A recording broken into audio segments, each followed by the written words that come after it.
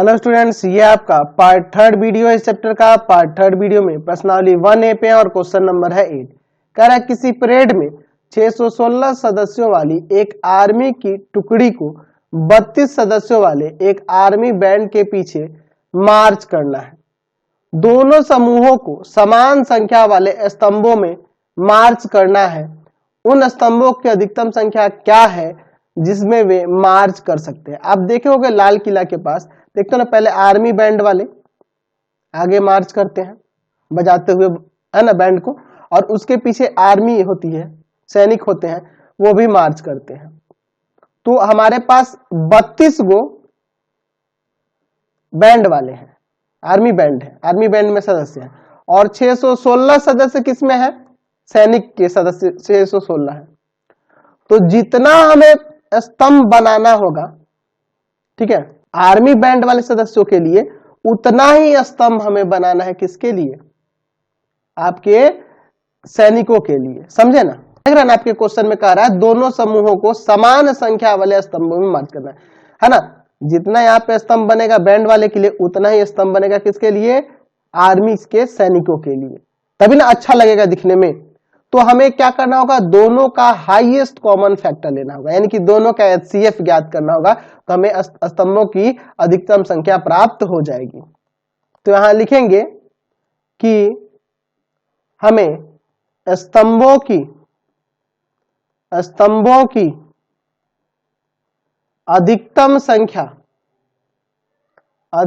संख्या ज्ञात करने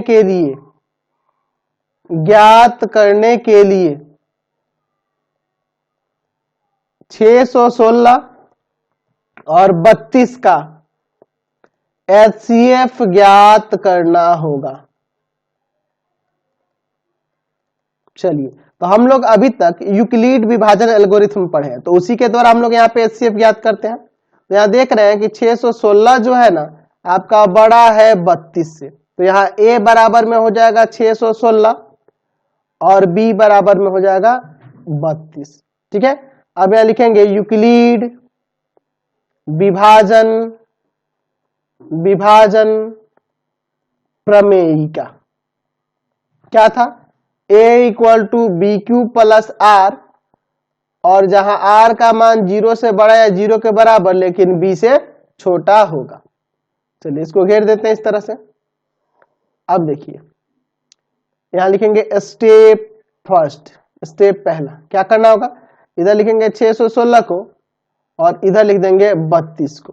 अब 32 द्वारा 616 में भाग करेंगे 616 में, ठीक है, एक बार में ले जाएंगे 32, यहां घटाओगे तो 11 में से 2 गया आपका 9 आ जाएगा, और यहां पर आपका हो गया कितना? तो यहां आ गया आपका 5 में से 3 गया 2 आ जाएगा, 6 यहां से उतरेगा। कितना बार में यहां पर ले जा सकते हैं हम लोग? ठीक है, 9 बार में जा सकता है, शायद 9 बार में चला जाएगा। चलिए 9 दूना 18, 1 और 9 तिया 27, 1 28, यहां पर घटाते हैं 16 में से 8 गया 8, तो यहां गुना में क्या आ जाएगा? 19, और प्लस में शेषफल 8, भाज बराबर भाजक गुना भागफल प्लस शेषफल। पुनः हम स्टेप दूसरा लेंगे क्योंकि हमारा शेषफल अभी 0 प्राप्त नहीं हुआ है, तो स्टेप दूसरा क्या लेंगे? तो यहाँ 32 ले लेंगे और यहाँ पर 8 ले लेंगे। 8 द्वारा भाग करेंगे 32 में, 4 बार में 32, यहाँ शेषफल 0 प्राप्त हो गया, तो गुना में 4 और प्लस में 0। तो जब शेषफल हमें 0 प्राप्त हो गया तो HCF यहाँ पे क्या हो जाएगा? आपका 8 हो जाएगा। तो यहाँ पे लिख देंगे इसलिए स्तंभों की अधिकतम संख्या कितनी होगी? 8 हो जाएगी। समझ गया ना? चलते हैं अब अगले क्वेश्चन पे। चलिए अगला क्वेश्चन देखते हैं 9 नंबर। कह रहा है यूक्लिड विभाजन प्रमेयिका का प्रयोग करके दर्शाइए कि किसी धनात्मक पूर्णांक का वर्ग किसी पूर्णांक m के लिए 3m या 3m+1 के रूप में होता है। तो हम लोग यहाँ पे लिखेंगे माना a कोई धनात्मक पूर्णांक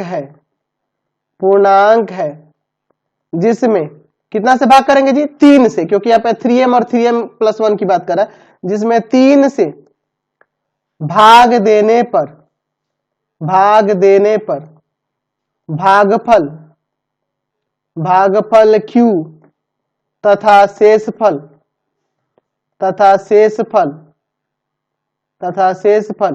r प्राप्त होता है।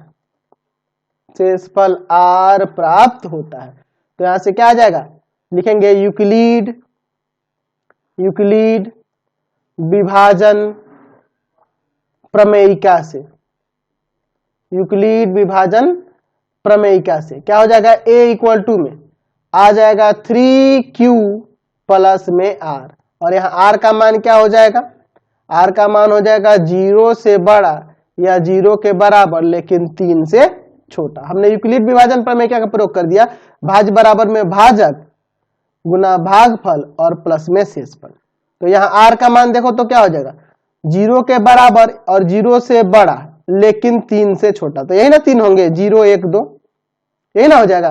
तो ये अगर मान यहाँ पे रखेंगे तो a बराबर में आ जाएगा 3q प्लस 1 और 3q प्लस 2।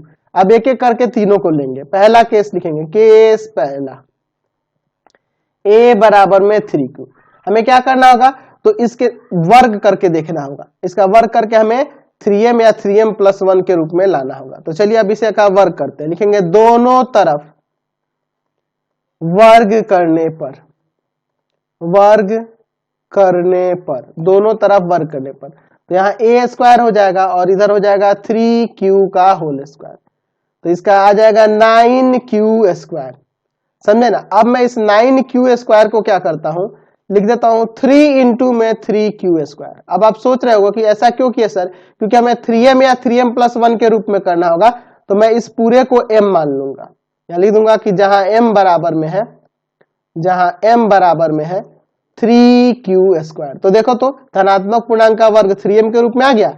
अब केस दूसरा लेते हैं। केस दूसरा a बराबर में 3q प्लस 1 को लेके चलते हैं और इसका दोनों तरफ वर्ग करते हैं। चलिए करते हैं और बनाते हैं। लिखेंगे दोनों तरफ वर्ग करने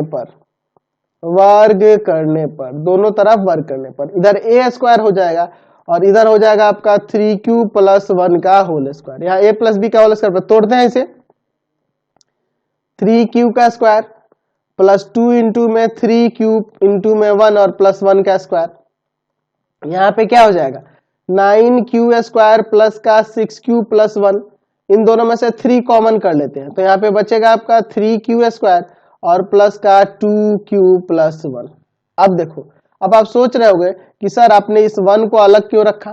तो यहाँ पे मैं देख रहा हूं कि मुझे 3m या 3m प्लस 1 के रूप में दिखाना है ना जी। तो यहाँ पे मैं m रख दूंगा और ये प्लस में 1 वैसे ही। तो देखो तो 3m प्लस 1 के रूप में नहीं आ गया। तो हम जरूरत के अनुसार अपना कॉमन करेंगे, या लिख देंगे कि जहां m बराबर क्या है 3q स्क्वायर प्लस में 2q। अब केस तीसरा था एक और, उसको भी लेके चेक कर लेंगे। a बराबर में 3q प्लस में 2 और फिर इसमें भी दोनों तरफ वर्ग करेंगे। लिखेंगे दोनों तरफ वर्ग करने पर चलिए इसमें वर्ग करके हम लोग देखते हैं। a स्क्वायर इक्वल टू में आ जाएगा 3q प्लस 2 का होल स्क्वायर। चलिए तोड़ते हैं, 3q का स्क्वायर प्लस 2 इंटू में 3q प्लस 2 इंटू 2 और प्लस में 2 का स्क्वायर। क्या हो जाएगा यहाँ पे 9q स्क्वायर और यहाँ पर आ जाएगा 12q और प्लस में 2 का स्क्वायर यहाँ पर 4। अब देखो मैं यहाँ पर इसको भी सेट करता हूं थोड़ा सा, 9q स्क्वायर प्लस का 12q और प्लस का 3 प्लस 1 कर देते हैं ताकि मैं 3m प्लस 1 के रूप में इसे लिख सकूं। यहाँ से सिर्फ 3 कॉमन करेंगे तो यहाँ पे 3q स्क्वायर और प्लस का यहाँ पर आपका आ जाएगा 4q और प्लस का 1 और प्लस 1। मैं यहाँ पे इस पूरे को m ले लूंगा तो ये 3m प्लस 1 नहीं हो जाएगा। लिख दूंगा कि जहां m बराबर है 3q स्क्वायर प्लस का 4q प्लस का 1।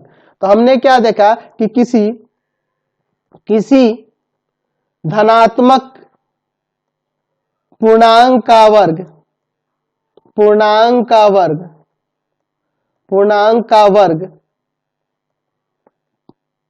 m के लिए पूर्णांक m के लिए 3m या 3m प्लस 1 के रूप में होता है। हमें यही ना साबित करके दिखाना है, हमने साबित करके दिखा दिया। तो ये भी क्वेश्चन आपके एनसीईआरटी बुक का ही है। चलते हैं अगले क्वेश्चन में। चलिए अगला क्वेश्चन नंबर 10 देखिए, ये भी पिछले क्वेश्चन जैसा ही है। कह रहा है यूक्लिड विभाजन प्रमेयिका का प्रयोग करके दिखाइए कि किसी धनात्मक पूर्णांक का घन, यहाँ घन की बात हो रही है, उसमें वर्ग की बात हो रही थी, यहाँ घन की बात हो रही है। 9m प्लस 1 या 9m प्लस 8 के रूप में होता है। ठीक है, चलिए तो यहां पे मैं मान लेता हूं कि माना ए कोई धनात्मक पूर्णांक है जिसमें 9 से भाग देने पर भागफल Q तथा शेषफल R प्राप्त होता है। ठीक है, इतना हम लोग यहां पर लिख देंगे। अब यहां लिखेंगे यूक्लिड विभाजन प्रमेयिका से यूक्लिड विभाजन प्रमेयिका से यहां पर क्या हो जाएगा, a इक्वल टू में 9q प्लस r, और यहाँ पे r का मान 0 और 0 से बड़ा होगा, लेकिन किससे छोटा होगा, 9 से छोटा होगा। यानी कि r का मान यहाँ पे 0 1 2 3 4 5 6 7 8 तक हो सकता है ना। यानी कि a बराबर में अगर मैं r का मान रखूं तो 9q हो जाएगा, 9q प्लस 1 हो जाएगा, 9q प्लस 2 हो जाएगा। ऐसे ये कहां तक चला जाएगा, 9q प्लस 8 तक। समझे ना। तो अब इतना सारा चेक करेंगे ना तो बहुत टाइम लगेगा। मैं यहाँ 2-3 को ही लेके बना देता हूं, बाकी आप घर पे कर सकते हो, कोई दिक्कत नहीं है। केस पहला लेते हैं, a बराबर में 9q। ठीक है, अब लिखेंगे दोनों तरफ घन करने पर, क्यूब लेने पर, चलिए क्यूब लेते हैं इधर। तो देखिए क्या हो जाएगा, यहां पर a का क्यूब बराबर में हो जाएगा 9q का क्यूब। ठीक है, तो 9 का क्यूब कितना हो जाएगा, तो यहाँ 9 का क्यूब आपका हो जाएगा 729q क्यूब। तो यहां पर फिर हम इसे लिखेंगे 9 और गुना में आपका 49 हो जाएगा ना जी, 81 हो जाएगा, सॉरी 81 क्यूब। अब मैं यहाँ पे लिख दूंगा 9 और यहाँ पे m लिख दूंगा कि जहां m बराबर है 81 q का क्यूब। तो देखो तो 9m के रूप में हो गया ना यहाँ पर, समझे ना बात को। चलिए फिर उसके बाद केस दूसरा लेंगे, केस सेकंड ले लेंगे, a बराबर में 9q प्लस 1 और फिर लिखेंगे दोनों तरफ घन करने पर। चलिए यहाँ दोनों तरफ क्यूब करते हैं। तो a का क्यूब बराबर में हो जाएगा 9q प्लस 1 का होल क्यूब। तो यहाँ हो जाएगा a क्यूब प्लस में 3a square b plus 3a b square और प्लस में 1 का क्यूब, यही ना हो जाएगा। तो यहाँ पे 729 क्यूब और यहाँ पर हो जाएगा 9 का स्क्वायर 81 तिया आपका हो जाएगा 243 क्यू स्क्वायर और प्लस 27 क्यूब प्लस में 1। अब देखिए यहाँ पे मैं सिर्फ 9 कॉमन करता हूं, तो यहाँ पर 729 था ना जी, 9 का क्यूब 729, तो 729 में से 9 कॉमन हो गए यहाँ पे, तो 81 आ जाएगा। 81 क्यूब प्लस में यहाँ पर 27 आ जाएगा, 9 कॉमन कर रहे हैं ना जी, तो 9 दूना 18 और 9 7 63 हो गया, ठीक तो है। और प्लस में यहाँ पर आ जाएगा आपका 3q प्लस 1 और मैं इस पूरे को यहाँ m लिख दूंगा, तो ये 9m प्लस 1 हो जाएगा, जहां m बराबर में 81 क्यूब प्लस में 27 क्यू स्क्वायर और प्लस का 3q होगा। समझे ना। चलिए अब तीसरा लीजिए, केस थर्ड ले लेते हैं। a इक्वल टू में 9q प्लस 2 और लिखेंगे फिर यहाँ पर दोनों तरफ घन करने पर, घन करने पर, ठीक है, इधर हो जाएगा a क्यूब और इधर हो जाएगा 9q प्लस 2 का होल क्यूब। यहां a प्लस बी का होल क्यूब लगा देंगे। 9q का क्यूब प्लस में 3 इंटू में 9q का स्क्वायर और इंटू में 2 प्लस 3 इंटू में 9q और इंटू में 2 का स्क्वायर और प्लस में 2 का क्यूब। समझे ना?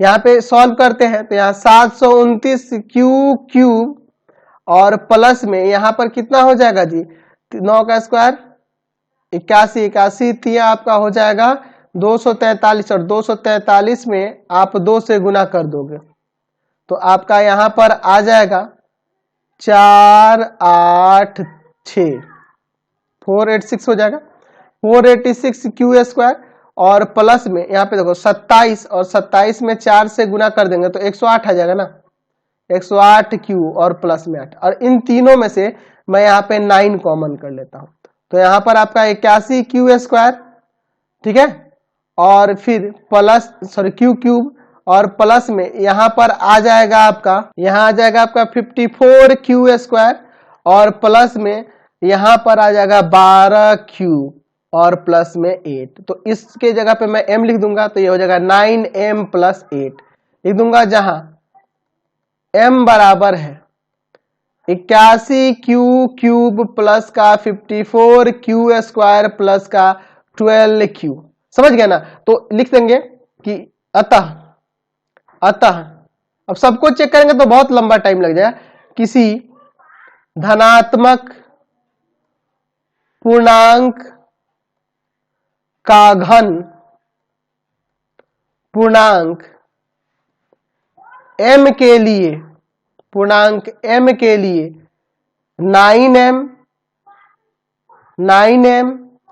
9m प्लस 1 या 9m प्लस 8 के रूप में होता है। ठीक है, हमें यही ना साबित करके दिखाना था। समझ गए ना? कोई दिक्कत नहीं है। देखो इसी क्वेश्चन को हम लोग ना यहाँ इसमें 9 से भाग देने की जगह हम लोग सीधे 3 से भी करते तो कोई दिक्कत नहीं था, 3 से भी करने पे बन जाता। एक कोई धनात्मक पूर्णांक है जिसमें 3 से भाग देने पर भागफल q और शेषफल r प्राप्त होता है तो a बराबर में क्या हो जाएगा, यहाँ से 3q प्लस में r और यहाँ r का मान 0 से बड़ा या 0 के बराबर लेकिन 3 से छोटा, यानी r का मान 0 1 2 हो जाएगा। तो a बराबर में आ जाएगा 3q प्लस 1 और 3q प्लस 2। अब इसको लेके भी हम लोग ये साबित कर सकते हैं, कोई दिक्कत नहीं है। चलिए तो अब एक एक करके केस लीजिए। केस पहला, a इक्वल टू में 3q लिखेंगे, दोनों तरफ घन करने पर। ऐसे आपसे अब ये बन जाना चाहिए, कोई दिक्कत नहीं है इसमें। a क्यूब इक्वल टू में आ जाएगा 3q का क्यूब, तो यहां से कितना आ जाएगा 27q क्यूब, यानी कि इसे मैं लिख सकता हूं 9 गुना 3q का क्यूब और यहाँ पे आ जाएगा 9m और लिख देंगे कि जहां m किसके बराबर है, 3q के क्यूब के बराबर है। समझ गए ना बात को? कोई दिक्कत नहीं है। उसी तरह से केस दूसरा लेंगे। अब आपसे ये बन जाएगा a इक्वल टू में 3q प्लस 1 लेंगे और फिर लिखेंगे दोनों तरफ घन करने पर, घन करने पर, दोनों तरफ इसका घन करते हैं तो इधर हो जाना है a क्यूब और इधर हो जाना है 3q प्लस 1 का होल क्यूब। तो यहाँ पे आ जाएगा 3q का क्यूब प्लस 3 इंटू में 3q का स्क्वायर इंटू 1 प्लस में आपका 3 इंटू में 3q इंटू 1 का स्क्वायर और प्लस में 1 का क्यूब।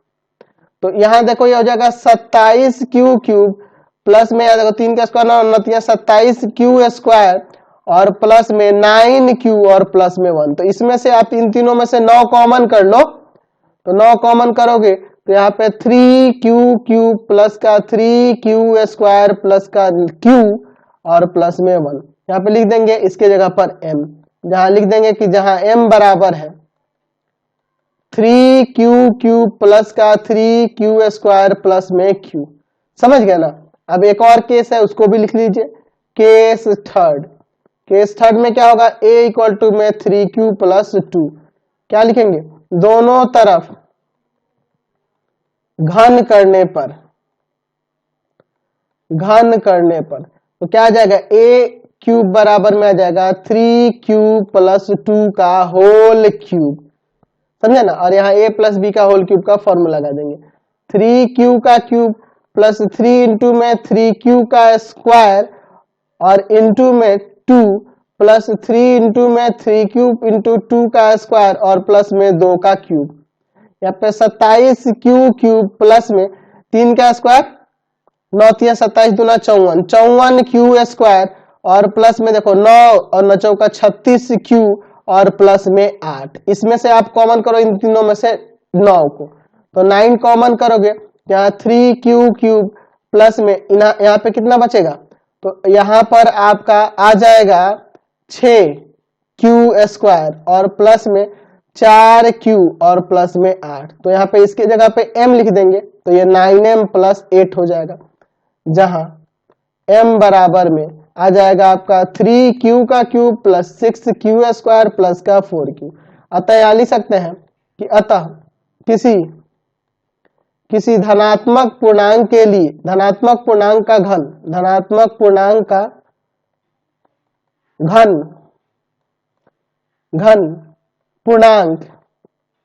पूर्णांक m के लिए आपका क्या हो जाएगा 9m प्लस 1 या 9m प्लस 8 के रूप में होता है। समझ गया ना, कोई दिक्कत नहीं है ना इसमें। चलिए चलते हैं अब अगले क्वेश्चन पे, नेक्स्ट क्वेश्चन देखते हैं। चलिए अगला क्वेश्चन 11 नंबर का रहा है। ये 3 संख्याएं दी गई है, 3 धनात्मक संख्याओं का एचसीएफ ज्ञात करना है यूक्लिड की विभाजन एल्गोरिथम का प्रयोग करके। चलिए देखते हैं। तो हम लोग पहले मैंने बता रखा था कि जब 3 की बात करेंगे ना तो पहले 2 को लेके निकाल लेंगे। तो हम लोग पहले देख लेते हैं, किसी भी 2 को ले लेते हैं, पहले इन दोनों को ही लेके हम लोग चलते हैं। 567 और एक 441 है, तो 441 से बड़ा है ना 567, तो ए का मान 567 लेंगे और बी का मान 441 लेंगे। ऐसे ना करेंगे, तो लिखेंगे यूक्लिड विभाजन प्रमेयिका। यूक्लिड विभाजन प्रमेयिका क्या हो जाएगा, a इक्वल टू में बी क्यू प्लस आर, जहां आर का मान 0 से बड़ा या 0 के बराबर लेकिन बी से छोटा होता है, इतना लिखेंगे ना। चलिए अब क्या लिखेंगे, तो 567 और बराबर में लिख देंगे 441। ये आपका क्या होगा, स्टेप पहला होगा। चलिए अब इसमें भाग करके देखते हैं रफ में। यहाँ 441 द्वारा भाग करेंगे 567 में, एक बार में ले जाते हैं 441। यहाँ घटाओ तो 6, यहाँ पर 2 और यहाँ पर 1, 126 आएगा। तो गुना में 1 और प्लस में 126। अभी नहीं कटेगा तो 441 देखना ना, शेषफल 0 नहीं है, तो भाजक को और शेषफल को लेंगे और पुनः विभाजन एल्गोरिथम का प्रयोग करेंगे, स्टेप 2। चलिए यहाँ पे यूक्लिड की विभाजन प्रमेयिका का प्रयोग द्वारा 126 द्वारा भाग करेंगे 441 में, कितना बार में कट जाएगा, 3 बार में हो जाना चाहिए। 6 18 8, 1 3 दूना 6 और 1 7 और 3 एकम 3, यही ना होगा जी। चलिए अब देखिए आगे घटाते हैं। तो यहाँ घटाओगे तो 11 में से 8 गया 3, यहाँ पे आपका 3 बच गया, 13 में से 7 गया तो आपका आ जाएगा यहाँ पर 6। चलिए यानी कि गुना में लिख देंगे 3 और प्लस में लिख देंगे 63। फिर अभी नहीं गया तो स्टेप तीसरा लेंगे, स्टेप थर्ड। इसमें इधर लेंगे आपका 126 और यहाँ पे शेषफल ले लेंगे 63। ये 2 बार में कट जाएगा, शेषफल 0 आ जाएगा। तो यहाँ से एचसीएफ जो होगा आपका 63 हो जाएगा। तो शुरू की 2 संख्या है, इन दोनों का हुआ, तीसरा भी हमें 693 के साथ लेना होगा। तो अब हम लोग अब क्या करेंगे, एचसीएफ ज्ञात करेंगे। किसका एचसीएफ ज्ञात करना होगा हमें, किसका एचसीएफ ज्ञात करना होगा। तो आपका जो 693 है और ये जो 63 है, जो हमारा 2 संख्याओं का एचसीएफ जो है, इन दोनों संख्याओं के एचसीएफ से अब इसका एचसीएफ निकाल देंगे 693 का। चलिए तो यहाँ पे देख रहे हैं कि 693 बड़ा है आपके 63 से, तो फिर यहाँ पे वही प्रयोग करेंगे। स्टेप पहला लेंगे, स्टेप पहला 693 और इसमें भाग करेंगे 63 से, 63 द्वारा भाग करेंगे 693 में, एक बार में ले जाते हैं 63, यहाँ 6 बचेगा, यहाँ पे फिर एक बार में चला जाएगा, यानी 11 बार में आपका शेषफल 0 प्राप्त हो जाएगा। तो एचसीएफ यहाँ पे क्या हो जाएगा, अभिष्ट एचसीएफ जो होगा 63 हो जाएगा। यानी कि हमें जो एचसीएफ निकालना था किसका किसका, तो आपका था 441, एक और था संख्या 567 और 693, इन सबका एचसीएफ क्या हो गया, 63 हो गया। समझ गए ना। तो इस वीडियो को हम लोग यहीं पे एंड कर देते हैं। आपको हमारे 3 चैनलों को सब्सक्राइब करना होगा। पहला है pathfinder classes Chhapra, pathfinder classes Chhapra. दूसरा है आपका भारती भवन रविकांत सर, भारती भवन रविकांत सर, रविकांत सर। और तीसरा चैनल है रविकांत सर के नाम से। तीनों चैनल को सब्सक्राइब करेंगे और इससे रिलेटेड नोट्स के लिए आप या फिर इससे रिलेटेड वीडियो के लिए सीधे डिस्क्रिप्शन में जाएंगे या गूगल पे जाके सर्च कर सकते हैं नोट्स के लिए www.ravikantsir.in, ravikantsir.in। और यहाँ पर जाकर आप सभी क्लासेस के नोट्स और उनके पीडीएफ को डाउनलोड कर सकते हैं और पढ़ भी सकते हैं।